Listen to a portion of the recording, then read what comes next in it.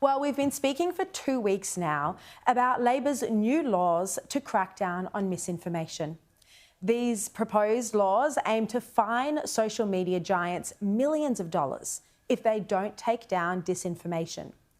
Facebook owner Meta says Labor's misinformation bill would chill free speech and could potentially be abused to stifle legitimate debate. But of course, the draft legislation goes further than just enforcing this particular code. It also empowers the ACMA to, for example, develop binding standards around misinformation and disinformation with some very substantial civil penalties and also criminal penalties for individuals who are involved. And that is the part of the legislation that we're looking at quite closely.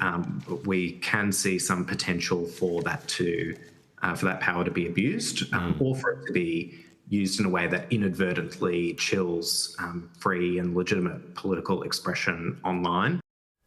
It's exactly what we've been saying. Chill legitimate expression online. Chill free speech. And today, the media watchdog, ACMA Chair Nerida O'Loughlin, has agreed that the concerns raised by Facebook are valid. They wanted to engage through this exposure draft process, and obviously Meta raised these issues about the standard and their concerns about the penalties. So I think they're very valid concerns that they've raised. I'm not quite sure I understand their reasoning behind. I can see that they may self-censor. I'm not quite sure I see the reasoning behind their statement, but that's what they've said that they're thinking about and prepared to propose alternatives and submissions to the government over this exposure draft process. OK, let's bring in National Senate Leader Bridget McKenzie and Labor Senator Deborah O'Neill. Good afternoon to you both. Look, what's your view, Bridget, on whether these laws proposed by the Albanese government would curb free speech? I don't think there's any question about that, Shari, and you've been raising this for a long time, and I think the evidence today would show that. It's incredible overreach by a first-term government who are simultaneously ramping up support for the war in Ukraine while seeking to implement Soviet-style misinformation and disinformation communication legislation. Wow. Giving unnamed bureaucrats in Canberra the power to define what health means, what health to the environment means, what harm in a whole raft of areas actually is defined as. And I think we need to stand up. Every foundation of our liberal democracy is built on the fact that every citizen has a right to speak their mind, to be heard respectfully, and for the majority to decide. Deborah, I've spoken about how the origin of the virus in Wuhan, the Hunter Biden laptop, some COVID rules. You know, a lot of this was restricted online, some of it entirely censored because it was called misinformation when it never was.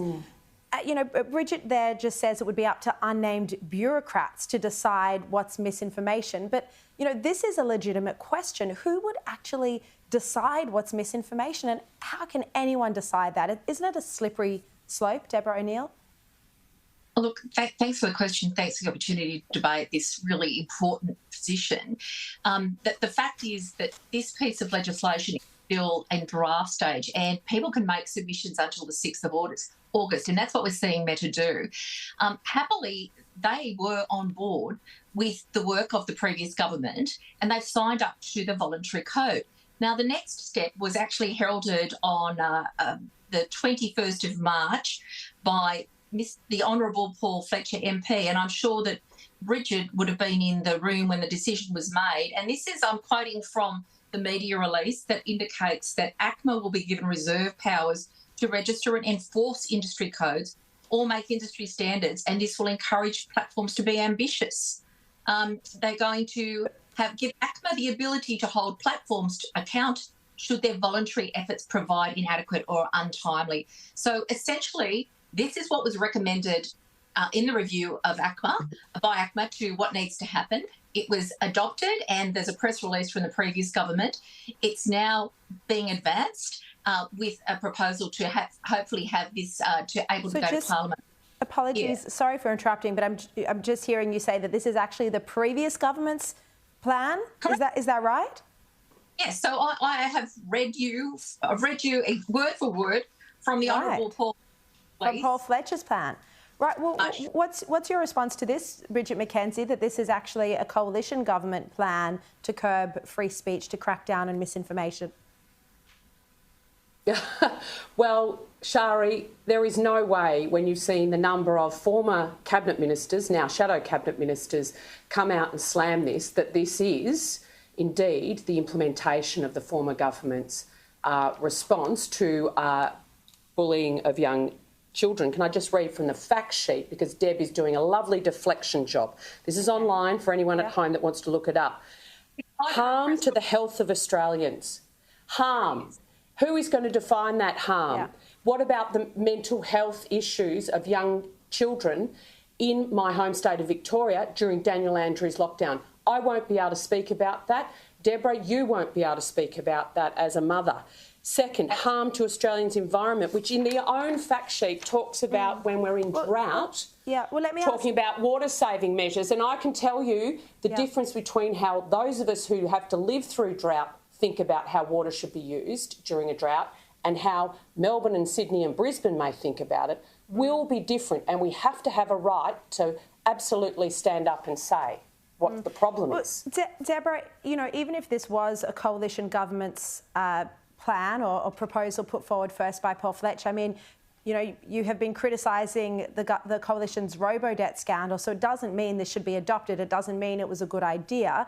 Do you concede that there are concerns, not just raised by journalists in the media, that this would impact on content we can report, on investigative journalism, but even Meta, Facebook, is saying it could curb free speech, have a chilling effect on free speech?